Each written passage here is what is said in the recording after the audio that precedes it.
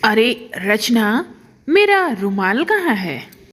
ये रहा आपका रुमाल और ये रहे मोजे और टिफिन मैंने टेबल पर रख दी है। अरे वाह, आज तो तुमने वक्त से पहले ही सब काम कर दिया। कितना भाग्यशाली हूँ मैं कि मुझे तुम जैसी पत्नी मिली है, वरना आज के ज़माने में पढ़ी लिखी और घरेलू लड़कियां कहाँ मिलती हैं। हाँ वो तो ठीक है, पर मुझे आपसे कुछ कहना है। रचना के इतना बोलते ही रवि रचना के मुंह पे हाथ रख के चुप करा देता है।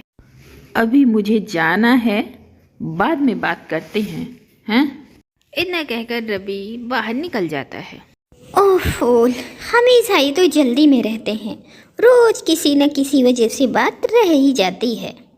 फिर एक दिन, वो क्या है ना रवि जी, मुझे बहुत ज़रूरी बात करनी है। हाँ, क्या हुआ बताओ मुझे। वो बात ये है कि मैं घर बैठे बैठे थक गई हूँ। मुझे भी अपनी बाकी सहेलियों की तरह बाहर नौकरी करनी है। अरे रचना, तुम तो जानती हो माँ पुराने विचारों की है। तुम बाहर नौकरी करो ये वो बिल्कुल मानेगी नहीं, और तुम जानती हो कि उन्होंने एक बार कमिटमेंट कर दी तो फिर पापा की भी नहीं चलेगी। तो आप क्या चाहते हैं कि दिन भर घर में ऐसे ही पड़ी रहूं मैं? अच्छा ऐसी बात है तो चलो एक काम करते हैं, मैं तुम्हें नौकरी करने की इजाज़त देता हूँ, और माँ को कैसे मनाना है ये तुम देख लो। सच? ठीक है, माँ जी को मैं मना लूंगी, आप उसकी टेंशन मत लीजिए।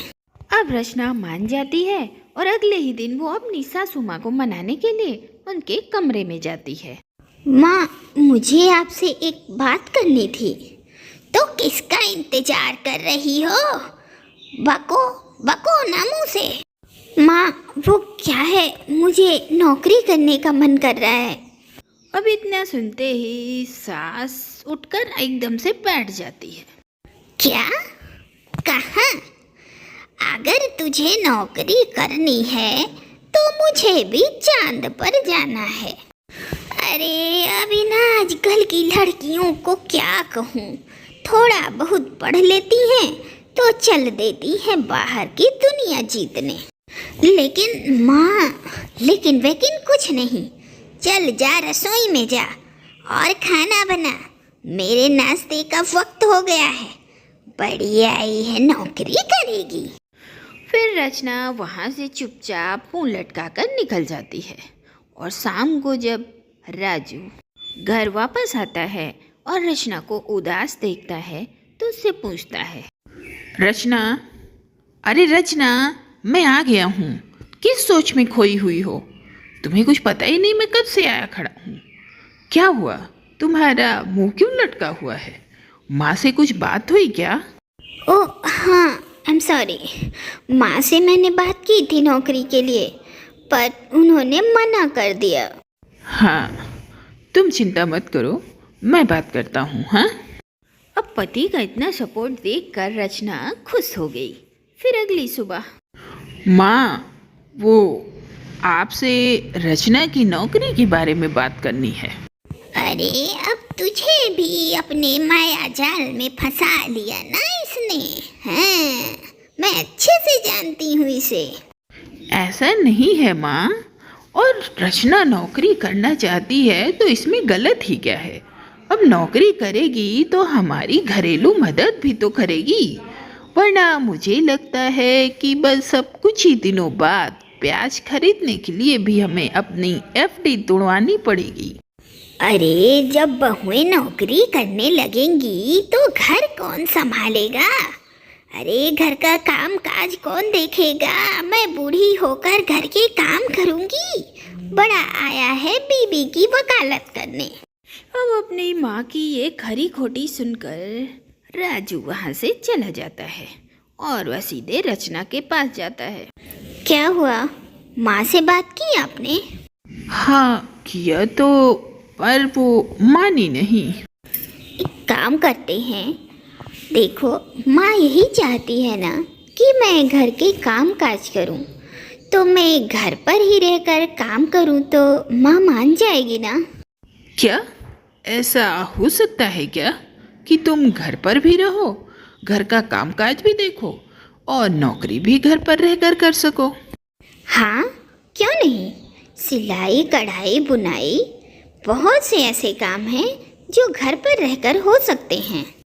हाँ, बस इस बारे में मुझे सोचने का थोड़ा समय दीजिए। फिर अगले ही दिन रचना ने राजू से कहा, कुछ सोचा क्या रचना उस बारे में? हाँ, वो मैंने सोचा है, क्यों ना हम टिफ़िन सर्विस शुरू करें। हमारा खर्चा भी निकल जाएगा और हम घर पर रहकर काम भी कर सकेंगे। ठीक है, मैं माँ से इस बारे में बात करता हूँ। फिर राजू अपनी माँ से बात करने जाता है। क्या हुआ, तू फिर आ गया बीबी की वकालत करने? अरे नहीं माँ, वो रचना क्या है, टिफिन सर्विस शुरू करना चाहती है। इससे वो घर पर भी रह पाएगी और अपना काम भी कर पाएगी। तो अभी तक नौकरी करने का भूत उतरा नहीं है उसके सर से। माँ आप भी ना, ये कैसी बात कर रही हो माँ? आप तो यही चाहती थी ना कि वो घर पर रहकर सबका ध्यान रखे, तो वही तो कर रही है वो। अब ना चाहते हुए भी बेटे के कहने पर अब रचना की सास को ये बात माननी पड़ी और फिर रचना शुरू कर देती है टिफ़िन सर्विस। और फिर धीरे धीरे रचना की टिफ़िन सर्विस पूरे शहर में मशहूर होने लगी और उसके दूर दूर से ऑर्डर आने लगे। अब ये सब देखकर उसकी सास जलने लगी और उसका बिजनेस बंद कराने का षड्यंत्र रचने लगी। फिर एक दिन, देखिए जी, आज मुझे कितना बड़ा ऑर्डर मिला है। ये देखिए, एक शादी में मुझे 200 लोगों के लिए पनीर, हलवा और दाल बनाने का ऑर्डर मिला है। देखिए तो, और पर प्लेट 4000 रुपये। अब मैं जा रही हूँ, जल्दी से सामान ले आती हूँ। अब सास छिपकर रचना की सारी बातें सुन लेती है और फिर वो उसका खाना खराब करने की सोच लेती है। अब जिस दिन रचना को खाने की डिलीवरी देनी होती है, उस दिन वो उसमें ढेर सारा नमक और मिर्च मिला देती है।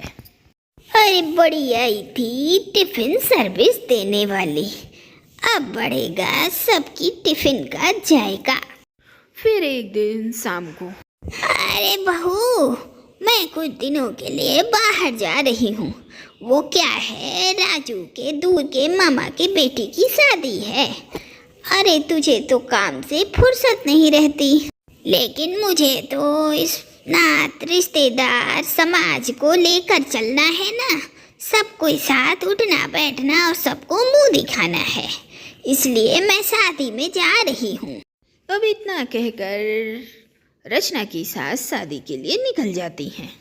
फिर जब बारात में सबका खाना परोसा जाता है तो बारातियों का मुंह गुस्से और मिर्ची से लाल हो जाता है। शादी में एक अजीब तरह का तनाव खड़ा हो जाता है।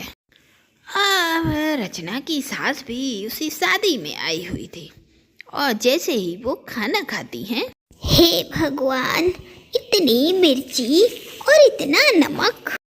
तब दुर्गा देवी का माथा ठनक जाता है और वो समझ जाती हैं कि रचना जिस शादी के लिए खाना बना रही थी, वो खाना खुद की भांजी की शादी के लिए था। और यह जानकर उसकी सास अपना सर पकड़कर बैठ जाती है और बहुत पछताती है। और फिर दुर्गा देवी अपने बेटे और बहू को सब सच सच बता देते हैं। माँ, ये तुमने क्या किया? अरे अपने ही घर में अपनी ही बहू के साथ ऐसा काम किया तुमने, तुम्हें शर्म नहीं आई माँ? अरे बेटा, मुझे माफ़ कर दे। मैं पता नहीं मुझे क्या हो गया था, मुझसे ये गलती हो गई। अब चल, मुझे माफ़ कर दे। माँ, माफ़ तो मैं कर दूंगा, पर लड़के वालों का क्या? अरे प्रीति की शादी टूटने की नौबत आ गई है और तुम तो बस। फिर लड़की के माँ बाप बड़ी ही मिन्नतों के बाद लड़के वालों को मना पाते हैं और जैसे तैसे शादी हो जाती है। फिर अगले दिन, अरे बहू, मेरी बच्ची, मुझे माफ़ कर दे। मुझे अपनी गलती का एहसास हो गया है। पाजी, मुझे इस बात की बहुत खुशी है कि अब आप मुझे समझ गई हैं। अब ये बता, तेरी इस टिफ़िन सर्विस वाली नौकरी में मेरे लिए कोई जगह है क्या? अरे बहू, मैं तेरे बर्तन ही धुल दिया करूँगी। अरे पाजी, आप ही कैसी बातें कर रही हैं? आप तो मेरी टिफ़िन सर्विस कंपनी की मैनेजिंग डायरेक्टर हैं। और फिर ये बात सुनकर रचना, रवि और उसकी माँ तीनों हंस पड़ते हैं। शिक्षा, इस कहानी से हमें यह शिक्षा मिलती है कि हमें किसी के साथ बुरा नहीं करना चाहिए।